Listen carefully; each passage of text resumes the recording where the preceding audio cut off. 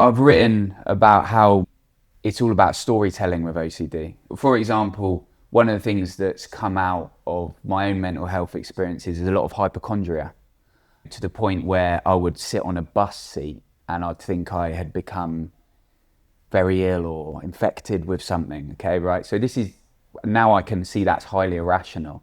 But to me, I was able to convince myself of that. And I recognize that's all about storytelling.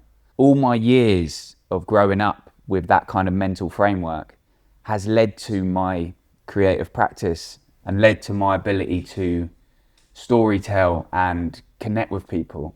And also, my struggles aren't overwhelming now at all, which is why I'm able to go out into the world and use them to connect with people. And that's a privilege at this stage.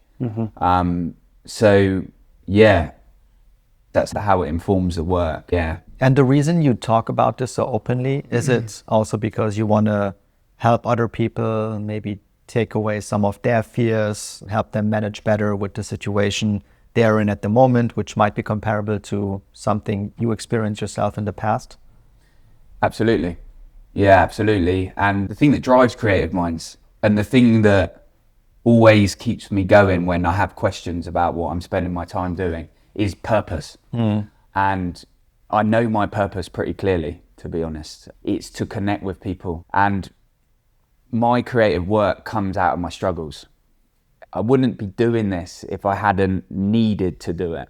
Like, seriously needed it. For yourself, yeah. For myself, yeah. It comes out of, a lot of my best writing comes out of desperation, almost, yeah. It's funny, actually, because you're in the techno world, and that's the music that I've connected to so deeply as well. To me, that's about connected feelings. And that's what it's about for me. And I love those spaces. It's like places where we're able to go and connect in ways that aren't necessarily every day. Was that always something very clear as it is right now for you? Or was that an evolution for you to really understand this is my purpose? That's a good thing to think about, because it wasn't. And I think my journey as a creative person has been, and we were talking about it a little bit earlier when I met you, it's like creative minds has become the main thing I do. But that was only in my early 30s that started. And the history behind that is, if I went through it, I could write down 15, 20, 25 different titles of projects that I've done in the past.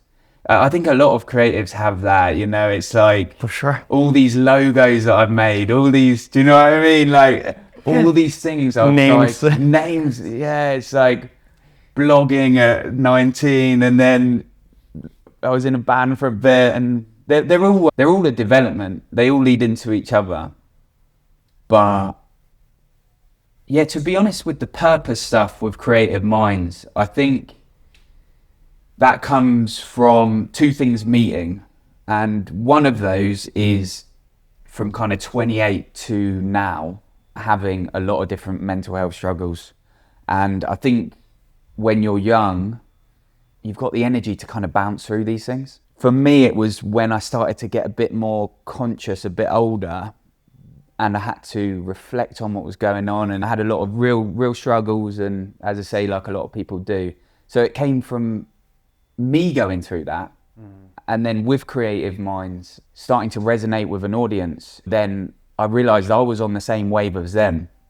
I was going to my creative practice when I needed it, when I really desperately needed it. And that's where the best work was coming from, because it had the purpose, yeah. And about the importance of connection that you mentioned, how important is the audience feedback that you get, and how do you deal with this, and how does it influence your future work or your drive, and how does it fuel your motivation? Yeah, it's kind of everything in a way with the creative mind stuff, because once it started to resonate, that was really motivating, highly motivating. And as I say, I was doing a lot of different projects at the time. This video creative minds thing was one of them.